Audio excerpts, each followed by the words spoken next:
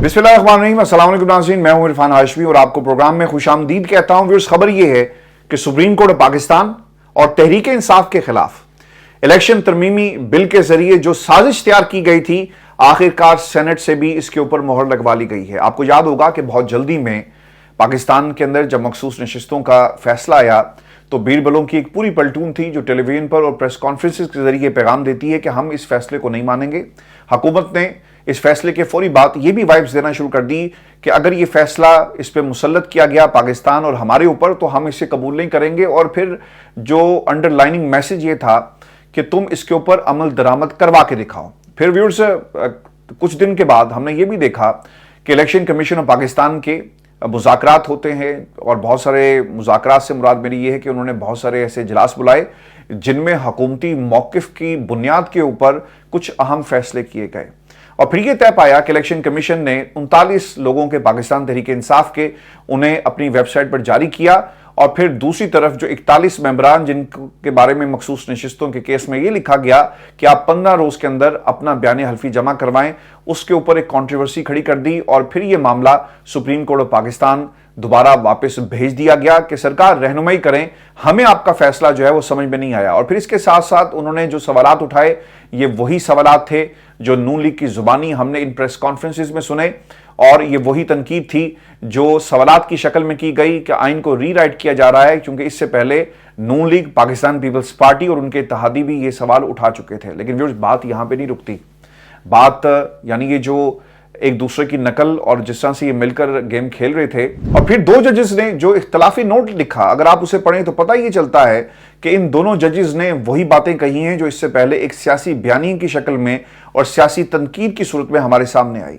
दोनों जजेस को करना ये चाहिए था कि कानून और आइन क्या कहता है मखसूस नशिस्तों के हवाले से उसकी कोई नज़ीर पेश करते, कुछ हवाले दिए जाते, लेकिन उन्होंने ऐसा नहीं किया, बल्कि एक ऐसी चार्जशीट जो हुकूमत की थी उसे ही इस फैसले के अंदर लिखते हुए हमें ये दोनों जजेस जो है वो नजर आए।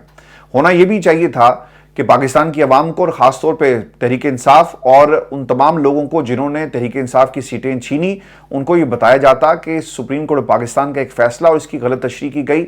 लेकिन इस पर भी ये दोनों जजेस खामोश रहे। मैं सलमान अकरम राजा साहब को सुन रहा था, उन्होंने व्यूअर्स दो बातें बड़ी इंपॉर्टेंट कही हैं कि एक तो इसका माजी से आप इतलाक करेंगे तो ये आइन की खिलाफ वर्जी होगी। रेट्रोस्पेक्टिव इफेक्ट का जिक्र बार बार जो है वो किया जा रहा है, और ये माजी में नवाज शरीफ की सजा, और आपको अगर याद हो जो उनकी नाहली वाला मामला था उसमें भी इसी तरह पर्सन स्पेसिफिक फायदा नवाज शरीफ को पहुंचाया गया, और यहां पर पॉलिटिकल पार्टी स्पेसिफिक ये फैसला लिया गया कि किसी तरह मखसूस नशिस्तें जिनकी तादाद तकरीबन 23 हो जाएगी, अगर पाकिस्तान तहरीक इंसाफ को मिल गई तो फिर मामला जो है वो हमारे हाथ से निकल जाएंगे, और फिर ऐन मुमकिन है कि पाकिस्तान पीपल्स पार्टी के साथ मिलकर कोई एक हुकूमत बना ली जाए। अब व्यूअर्स, होगा क्या जो हुकूमत की तरफ से और नून लीग खास तौर पर जो साजिश कर रही है।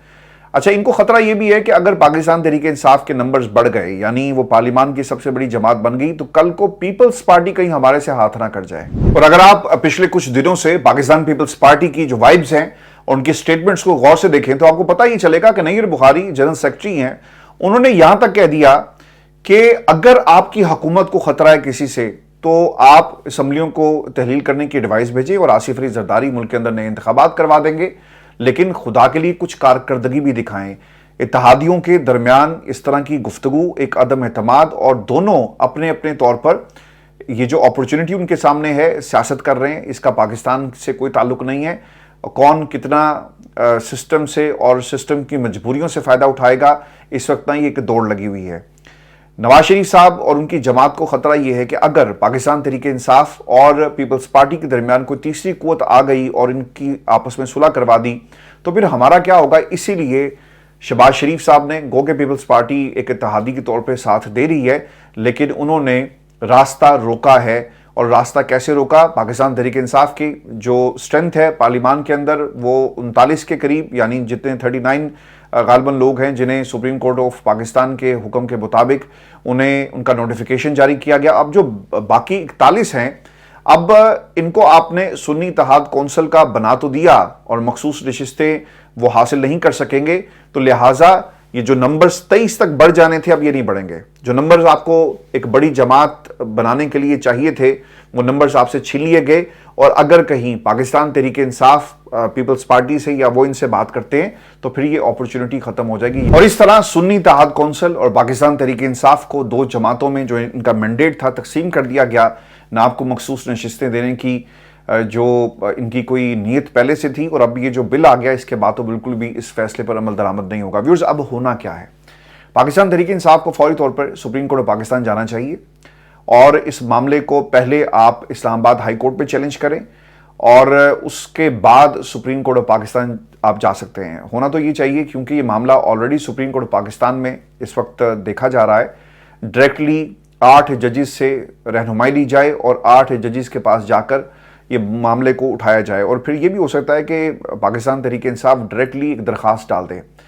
آپ کو ویورز یہ بھی یاد رکھنا چاہیے کہ سپریم کورٹ کے اندر آلریڈی الیکشن کمیشن کی درخواست گئی ہوئی ہے رہنمائی کے لیے، اوپر سے آپ کی درخواست آئے گی تو پھر یہ مجبوری بن جائے گی قاضی صاحب کے لیے کہ وہ اس درخواست کو ٹیک اپ کریں۔ میں نے کل یہ غالباً اس سے ایک روز پہلے خان صاحب کی جو فوڈ پوائزننگ والی جو خبر تھی اس کے اوپر کمنٹ یہ کیا تھا کہ تحریک انصاف کو فوری طور پر عدالت کا دروازہ کھٹکھٹانا چاہیے، اور عدالت سے عمران خان کی سہولیات کے حوالے سے ایک استدعا ان سے یہ کی جائے کہ عمران خان کی سہولیات کی ڈیٹیلز آپ دیں، اور پھر ان کی جیل کی حالت کیسی ہے اس کے اوپر بھی آپ عدالت کا دروازہ کھٹکھٹائیں۔ اور ویورز، اب پتہ یہ چلا ہے کہ لاہور کے ایک وکیل ہیں، انہوں نے درخواست جو ہے وہ اسلام آباد ہائی کورٹ میں جمع کروا دی ہے، اور اسلام آباد ہائی کورٹ میں جو درخواست جمع کروائی گئی ہے اس میں باقاعدہ طور پہ یہ کہا گیا ہے کہ عمران خان کی جو سہولیات جیل میں انہیں دی گئی ہے اس حوالے سے ڈیٹیلز شیئر کی جائیں۔ اور اس حوالے سے ویورز، اسلام آباد ہائی کورٹ میں سماعت بھی ہوئی۔ چیف جسٹس اسلام آباد ہائی کورٹ عامر فاروق صاحب نے نوٹسز جاری کر دیے ہیں اڈیالہ جیل کے حکام کو، اور ان سے یہ سوال کیا ہے کہ عدالت کو باقاعدہ رپورٹ کیا جائے کہ عمران خان کو کس قسم کی سہولیات دی جا رہی ہیں، جیل مینول کیا کہتا ہے، اور دوسری طرف عمران خان کی جو واٹس ایپ پر بیٹوں سے گفتگو والا معاملہ ہے اس کو بھی ایڈریس کیا جائے۔ اور جو سوال بار بار جو وکیل صاحب ہیں وہ یہ کر رہے تھے کہ خان صاحب کو فریج تو کم از کم دے دیں، اور ان کے کھانے کا مسئلہ ہے، اور سہولیات اور جس طرح سے عدالت میں جو بینگ اے پرائم منسٹر جو آپ کو سہولیات ملتی ہیں وہ ملنی چاہیے، لیکن عمران خان کو وہ سہولیات نہیں دی جا رہی۔ اس کے اوپر 22 اگست تک جی سماعت ملتوی ہو گئی ہے، اور عدالت نے یہ جواب طلب کر لیا ہے۔ میں آپ کو ویورز عدالت سے جڑی ایک خبر یہ بھی دے دوں کہ رؤف حسن صاحب کی ضمانت کو منظور کر لیا گیا ہے، اور عدالت کے جو ریمارکس آئے ہیں یہ بہت ہی امپورٹنٹ ہے۔ عدالت نے یہ جو انسداد دہشت گردی کی عدالت ہے اس نے رؤف حسن کی ضمانت کو منظور کیا، اور اپنے فیصلے میں کیا لکھا۔ رؤف حسن کو مرکزی ملزم احمد وقاص کے بیان پر مقدمے میں شامل کیا گیا۔ رؤف حسن مقدمے میں نامزد نہیں تھے، اور نہ ہی کوئی اسلحہ یا بارودی مواد ان سے برآمد ہوا۔ احمد وقاص نے بیان دیا کہ اسلحہ بارودی مواد کے لیے پیسے رؤف حسن دیا کرتے تھے۔ جسمانی ریمانڈ کے دوران رؤف حسن سے کچھ برآمد ہوا اور نہ ان کی نشاندہی پر ہمیں کچھ ملا۔ رؤف حسن سے اسلحہ بارودی مواد کے لیے پیسہ فراہم کرنے کے حوالے سے کوئی شواہد بھی نہیں ملے۔ پولیس تحویل میں ملزم کے بیان کو شریک ملزم کے خلاف استعمال نہیں کیا جا سکتا۔ رؤف حسن 75 سال کے بزرگ ہیں اور سخت بیماریوں کا شکار ہیں۔ رؤف حسن دل کے امراض میں مبتلا ہیں اور کینسر سے صحت یاب ہو رہے ہیں۔ رؤف حسن تعلیم یافتہ شخص ہیں، گزشتہ جرائم کا کوئی ریکارڈ نہیں۔ رؤف حسن کے خلاف تحقیقات مکمل ہو چکی، وہ استغاثہ کو مطلوب بھی نہیں۔ ان کی ضمانت بعد از گرفتاری 2 لاکھ روپے مچلکوں کے عوض منظور کی جاتی ہے۔ تو سرکار، آپ تو ان کو ثابت کرنے کے چلے تھے کہ یہ دہشت گرد ہیں، اور آپ کو اگر یاد ہو نا تو لاسٹ سماعت کے اوپر جج صاحب کی طرف سے یہ سوال کیا گیا تھا کہ کیا تحریک طالبان پاکستان سے بات آگے بڑھی یا وہیں پر رکی ہوئی ہے، اور ججز کو یہ پتا ہوتا ہے کہ جو شخص سامنے کھڑا ہے یہ گناہگار ہے یا بے گناہ ہے۔ پروسیکیوشن نے کتنا مقابلہ کیا، ان کے پاس کسی کو گناہگار ثابت کرنے کے لیے کتنے تگڑے ثبوت موجود تھے، یا پھر یہ عدالت کا وقت جو ہے وہ ضائع کر رہے ہیں۔ ویورز، عام طور پہ نا فیصلے 2 بنیادوں پر کیے جاتے ہیں، جہاں پر ججز آئین اور قانون کا سہارا لے کر گناہگار کو آزاد چھوڑ دیتے ہیں اور بے گناہ جو ہے وہ دھرا جاتا ہے۔ وہ ہے ٹیکنیکل بنیادوں پر، مثال کے طور پر دستخط موجود نہیں تھے، وکالت نامہ نہیں تھا، آپ نے دیر کر دی، اور جو پروسیجرل میٹرز ہیں انہیں بنیاد بنا کر کسی کو یا تو سزا دے دی جاتی ہے یا پھر سزا کو ایکسپیڈائٹ کیا جاتا ہے۔ تو یہ چیزیں ہم نے ہمیشہ پاکستان کے عدالتی نظام میں دیکھی۔ میں نے کوئی 6 سے 7 برس جو ہے سپریم کورٹ اور پاکستان کی ہائی کورٹس کی بیٹ کی، پنجاب کی سب سے بڑی عدالتیں، ان کو میں کور کرتا رہا، اور ان عدالتوں میں بہت سارے وکلا کو میں نے جج بنتے ہوئے دیکھا، ہائی کورٹ کے جج، اور پھر وہ سپریم کورٹ پاکستان تک جج ایلیویٹ ہوئے۔ میرے ایک وکیل صاحب تھے، ان سے بڑی اچھی سلام دعا، ابھی بھی میری ان سے بات ہوتی ہے، اور وہ ایز اے سپریم کورٹ جج پاکستان کے ریٹائر ہوئے۔ تو میں نے ان سے یہ سوال کیا تھا کہ آپ فیصلے جو دیتے ہیں ان میں کیا آپ کو پتہ لگ جاتا ہے کہ جو سامنے شخص کھڑا ہے یہ گناہگار ہے یا بے گناہ ہے، اور جو ثبوت پروسیکیوشن یا کچھ وکیل آپ کے سامنے لے کر آتے ہیں کیا آپ اس کے اوپر انحصار کرتے ہیں یا پھر آپ آؤٹ آف دا باکس جا کر سوچتے ہیں، اور کیا یہ پریکٹس صحیح ہے؟ تو انہوں نے مجھے ایک بات کہی، مجھے آج بھی یاد ہے۔ انہوں نے کہا کہ عرفان، ہوتا یہ ہے بیٹا کہ جو ہمارے سامنے وکیل آتے ہیں نا دونوں طرف سے، ہم تلاش کر رہے ہوتے ہیں کہ کاش کوئی ایسی دلیل دی جائے، کاش ایسے کوئی کیسز کا ریفرنس دیا جائے، کاش ایسے ایویڈنسز ہمارے سامنے کھڑے کیے جائیں جس سے ہمیں فیصلہ کرنے میں آسانی ہو۔ یہ وکیل موٹی موٹی فیسز لیتے ہیں، تیاری کر کے نہیں آتے، اور سارے کا سارا نقصان جو ہے وہ ان کے کلائنٹ کا ہو جاتا ہے۔ تو یہ ایک سب سے بڑی وجہ ہے، اور پھر ٹیکنیکل گراؤنڈز کے اوپر جس طرح سے فیصلے کیے جاتے ہیں ڈیلے کرنے کے لیے، یہ بھی اس میں ایک ایڈنگ ایلیمنٹ ہے۔ ویورز، میں آپ کو کچھ چیزیں جو اس وقت بیرسٹر گوہر نے جس طرح سے گفتگو کی ہے، اور یہ جو ترمیم کی گئی اسے اب سپریم کورٹ آف پاکستان میں چیلنج کرنے کا باقاعدہ طور پہ فیصلہ کر لیا گیا ہے۔ یہ قانون جو گراؤنڈز بنائی گئی ہیں، ابھی میں آپ سے بات کر ہی رہا تھا تو ساتھ ہی یہ خبر آئی ہے، اور خبر کے مطابق بیرسٹر گوہر نے اعلان کیا ہے کہ وہ سپریم کورٹ آف پاکستان اس کو چیلنج کرنے جا رہے ہیں۔ پی ٹی آئی کن بنیادوں پر چیلنج کرے گی؟ پہلی چیز کہ یہ قانون پرسن اسپیسیفک ہے، یعنی خاص جماعتوں کو فائدہ پہنچانے کے لیے یہ سب کچھ کیا گیا۔ یہ قانون ریٹروسپیکٹیو اپلائی ہوگا جو کہ غیر قانونی اور غیر آئینی ہے، یعنی ماضی سے اس کا اطلاق ہوگا۔ اس سے پہلے نیب آرڈیننس کے اندر بھی جو میں نے آپ کے سامنے اگزامپل رکھی 1999 میں آیا، اور وہ 16 سال پہلے سے اس پر عمل درآمد کیا گیا، یعنی اس کے اوپر بھی جان بوجھ کر پرسن اسپیسیفک یہ اس کا فائدہ پہنچایا گیا کچھ لوگوں کو۔ اس سے پہلے الیکشن ایکٹ میں ترمیم کی گئی، اور نااہلی کی جو مدت 5 سال تھی اس کے اندر بھی نواز شریف کو پرسن اسپیسیفک فائدہ پہنچایا گیا۔ اور پھر جو تیسری چیز ہے اس بل کی ٹائمنگ، یعنی سپریم کورٹ کے فیصلے کو ختم کرنے کے لیے بدنیتی کے طور پر یہ بل لایا گیا۔ اور چوتھی چیز اس کے اندر یہ ہے، الیکشن کمیشن نے سپریم کورٹ کے انٹرا پارٹی الیکشن کیس کی تشریح غلط کی، اور پی ٹی آئی کو بطور سیاسی جماعت تسلیم ہی نہیں کیا، لہٰذا اس وجہ سے سارا قصور الیکشن کمیشن کا ہے، اور سپریم کورٹ کا فیصلہ آئین اور قانون کے مطابق ہے۔ اب اس کے اندر یہ جو نقطہ ہے الیکشن کمیشن آف پاکستان کا، جس نے غلط تشریح کی اور اس کے بعد یہ سارا کھیل جو شروع ہوتا ہے، تو اس میں الیکشن کمیشن آف پاکستان کے خلاف جو ریفرنس گیا اس میں بھی نقطہ اٹھایا گیا، اور اب سپریم کورٹ آف پاکستان میں اب ایک نئی درخواست جائے گی۔ مجھے لگ یہ رہا ہے کہ الیکشن کمشنر کے لیے مشکلات بن سکتی ہیں آنے والی چیف جسٹس کی عدالت کے اندر، اور ان کے حوالے سے جو سپریم جوڈیشل کونسل میں ایک ریفرنس بھی چلا گیا ہے، تو شاید ان کی رخصتی جو ہے وہ اب ٹھہر گئی ہے۔ اور اس فیصلے کے بعد، اور خاص طور پہ اگر پاکستان تحریک انصاف اس گراؤنڈ کے اوپر عدالت میں جاتی ہے تو یقیناً یہ ایک بہت بڑی دلیل ہوگی کس طرح سے غلطی الیکشن کمیشن کی تھی، لیکن اس کا خمیازہ جو ہے وہ پوری قوم کو بھگتنا پڑا۔ بلے کا نشان غلط فیصلہ آیا اور اس کی غلط تشریح کی گئی، اور پھر پاکستان تحریک انصاف کے خلاف جس طرح سے فسطائیت برتی گئی، پورے ملک کے اندر مینڈیٹ پر ڈاکہ ڈالا گیا، یہ اب ایک بطور دلیل سپریم کورٹ آف پاکستان میں سے پیش کیا جائے گا۔ اور پھر اس کے ساتھ ساتھ یاد رکھیے گا کہ اگر باقی درخواستیں بھی لگ گئی تو پھر الیکشن کمیشن آف پاکستان کا ٹھہرنا جو ہے وہ ناممکن ہوگا۔ اور ویورز، آپ کو یہ بھی خبر دیں کہ شیر افضل کی بیرسٹر گوہر سے ملاقات ہوئی ہے۔ بیرسٹر گوہر ان لوگوں میں سے ہیں جنہوں نے جب نوٹیفیکیشن شیر افضل مروت کے حوالے سے جاری ہوا تو اس نوٹیفیکیشن کے حوالے سے زبردست قسم کا رد عمل دیا، اور انہوں نے کہا کہ میرے دستخط نہیں ہیں، یہ کون ہیں جنہوں نے یہ نوٹیفیکیشن جاری کیا، اور یہ نوٹیفیکیشن جعلی ہے۔ پھر ہم نے اس نوٹیفیکیشن کے بعد پاکستان تحریک انصاف کے اندر سے جو مختلف آوازیں آئی شیر افضل مروت کو لے کر، اور جو دڑے بندی تھی وہ بڑی واضح ہو گئی۔ دونوں طرف سے تابڑ توڑ قسم کے حملے کیے گئے، اور جن میں شبلی فراز ہیں جنہوں نے شیر افضل مروت کے حوالے سے ان کا ایک اپنا اوپینین ہے، روف حسن ہے جنہوں نے کبھی بھی اس کے ساتھ ساتھ حامد خان صاحب بھی، وہ شیر افضل مروت کو پارٹی میں نہیں چاہتے۔ یہ باتیں ہم نے سنی، لیکن اب شیر افضل مروت کو یہ یقین دہانی کرائی گئی ہے بیرسٹر گوہر کی طرف سے کہ انہیں عمران خان سے ملاقات کی ایک تو ہم اجازت لے کے دیں گے، اور وہ جائیں اور اپنے کنسرنز کو خان صاحب کے سامنے رکھیں، اور پھر جو خان صاحب فیصلہ کریں گے آپ وہی فیصلہ کریں۔ اب شیر افضل مروت کے حوالے سے بیرسٹر گوہر نے کہا جی کہ کچھ دنوں میں آپ کو اچھی خبریں ملیں گی. سر مسئلہ پتہ ہے کیا ہے پاکستان تحریک انصاف کا؟ آپ کے اتنے زیادہ دھڑے بن چکے ہیں کہ یہ دھڑے بندی اب ہمیں پاکستان تحریک انصاف کے فالوورز اور لسنرز میں بھی نظر آتی ہے. بعض لوگ شیر افضل مروت کے خلاف بات کو پسند نہیں کرتے, بعض لوگ شیر افضل مروت کے حق میں بات کو پسند نہیں کرتے اور شبلی فراز اینڈ کمپنی کے ساتھ ہیں.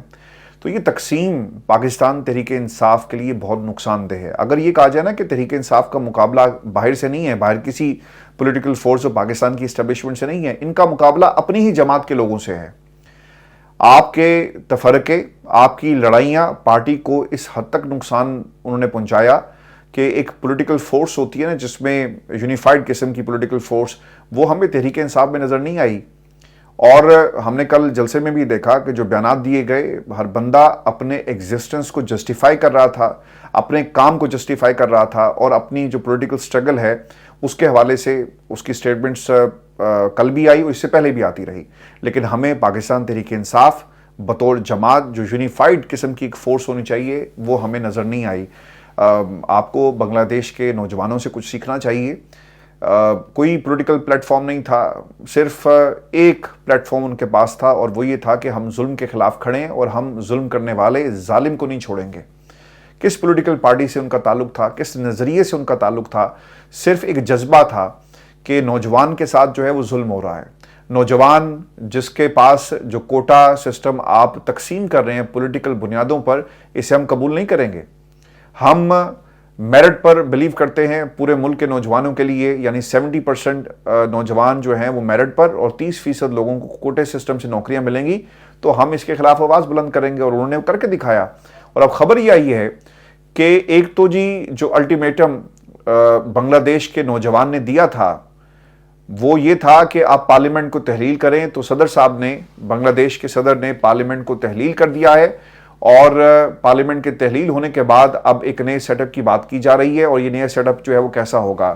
نوجوان قیادت کی طرف سے جی مطالبہ یہ کیا گیا کہ پروفیسر یونس جو اس وقت فرانس میں ہیں وہ آئیں اور آ کر ملک کو سنبھالیں. پھر ان کی طرف سے ایک پیغام بھی جاری کیا گیا کہ عوام آزاد ہو گئے, آزادی کا لطف اٹھائیں اور یقینی بنائیں کہ اس بار غلطی نہیں ہوگی. پھر ایک اور بھی انہوں نے بیان جاری کیا کہ ہم نے ماضی میں شاندار کام کیا, اب بھی بہت کچھ کر سکتے ہیں. پروفیسر یونس کی طرف سے یہ بیان جاری کیا گیا.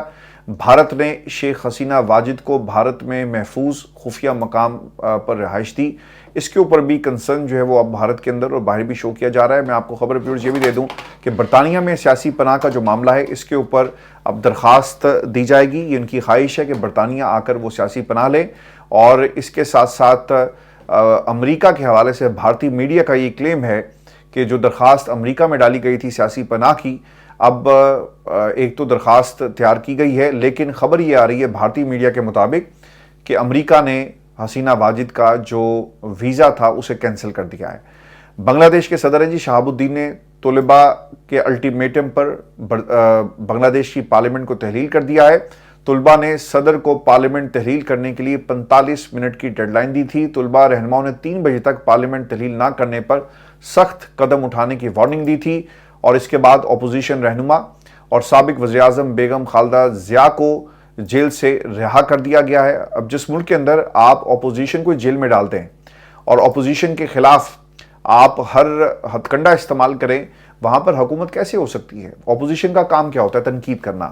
لیکن جب کوئی اپوزیشن ہی نہیں ہوگی تو پارلیمنٹ کا جو وجود ہے وہ نہیں چل سکتا. اب تو میرا خیال ہے کہ کوئی قانون بھی آنا ایسا چاہیے کہ اپوزیشن لیڈر جو ہے اسے بھی کسی قسم کا استثناء دیا جائے, اور اس لیے کہ اگر اپوزیشن لیڈر جیل کے اندر ہوگا تو پھر تنقید کون کرے گا؟ اگر ملک کے اندر اپوزیشن نہیں ہوگی تو پھر آپ کی رہنمائی کون کرے گا؟ اور پھر یہ جو شیڈو گورنمنٹ کا جو کانسیپٹ برطانیہ میں خاص طور پہ ہے, اپوزیشن لیڈر اور شیڈو جو گورنمنٹ ہوتی ہے وہ حکومت کے اوپر ایک چیک اینڈ بیلنس ہوتا ہے. لیکن یہاں پر انہوں نے کیا کیا کہ اپوزیشن لیڈر کو اٹھا کر جو ہے وہ جیل میں پھینک دیا. حسینہ واجد کا جی تختہ الٹنے کے بعد نوبیل انعام یافتہ ماہر معاشیات محمد یونس کا وطن واپسی کا اعلان ہے, اور یہ سب بہت ہی امپورٹنٹ ہے. اور اس خطے کے لیے امپورٹنٹ یہ ہوگا کہ آپ اس سے کیا سیکھتے ہیں. پاکستان تحریک انصاف کے قائدین کو, فالوورز کو نہیں جی, سننے والوں کو نہیں, پاکستان کی عوام کو نہیں, پاکستان تحریک انصاف کے جو رہنما ہیں ان کے لیے یہ پیغام ہے کہ انہیں نوجوانوں سے سیکھنا چاہیے کہ وہ کس طرح سے ایک یونیفائڈ فورس بن کر ان لوگوں کے خلاف برسر پیکار آئے. اپنی جانوں کے قربانی دے کر انہوں نے آج جمہوریت اور اپنی آزادی کو حاصل کر لیا اور آج بنگلہ دیش دوبارہ آزاد ہوا ہے. پہلی آزادی جو ان کو ملی یقیناً جو کچھ 1971 میں ہوا اور جو پالیسیز تھی جب عوامی لیگ اور جو ان کی برتری تھی اسے تسلیم نہیں کیا گیا, اور پھر بھارت کی جو سازش تھی جسے اندرا گاندھی نے بھی ایکسیپٹ بعد میں کیا, اس کی بدولت ہمارا ملک جو ہم سے جدا ہو گیا. لیکن آج دوبارہ انہیں آزادی ملی ہے اور اس آزادی کو ڈھاکہ کی سڑکوں پر لوگ جو ہیں اور نوجوان وہاں کا جشن اس وقت منا رہا ہے کہ کس طرح انہوں نے اپنے حق کے لیے آواز بلند کی اور اپنا حق چھین لیا. اب دیکھنا بھی یہ ہوگا کیونکہ بنگلہ دیش میں بھی جو ان کے ملٹری انٹیلیجنس کے لوگ ہیں وہاں پر بھی بڑے پیمانے پر تبدیلیاں لائی گئی ہیں اور جو ان کا انٹیلیجنس چیف ہے اسے بھی باقاعدہ طور پر تبدیل کر دیا گیا ہے. ویورز اپنے کمنٹ ضرور بھیجیے گا اور یہ جو یونٹی کی بات ہے پاکستان تحریک انصاف کے حوالے سے اس پر ضرور کمنٹ کیجیے گا, اپنی رائے بھیجیے گا. اجازت دیجیے, اللہ نے کے بعد.